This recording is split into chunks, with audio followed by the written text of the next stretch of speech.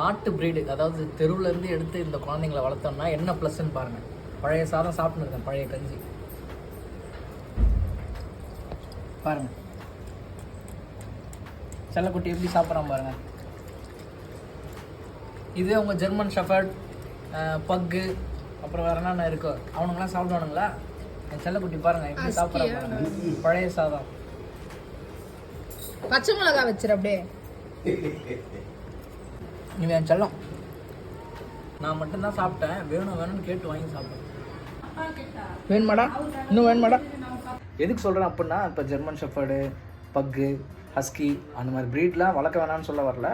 அவங்களையும் கண்டிப்பாக வளங்க. எல்லாருமே செல்லக்குட்டீஸ் தான். அவங்கள வாங்குறதுக்கு கண்டிப்பாக ஒரு நல்ல ஹோம் கிடைக்கும். அவங்க எல்லாருமே ஒரு நல்ல ஹோம் கிடைக்கும். பட் இந்த மாதிரி ரோட்லேருந்து எடுத்து வளர்த்தோம் அப்படின்னா அவங்களுக்கு ஒரு நல்ல வாழ்க்கை அமையும், நல்ல ஒரு வீடு கிடைக்கும், அன்பு கிடைக்கும், சாப்பாடு கிடைக்கும். அதனால தான் சொல்ல வரேன். எல்லாருமே குழந்தைங்க தான், எல்லா குழந்தைங்களையும் வளர்க்கலாம், நோ ப்ராப்ளம். நான் சொல்ல வர பாயிண்ட்டை மட்டும் புரிஞ்சுக்கோங்க, யாரும் அஃபண்ட் ஆகிடாதீங்க.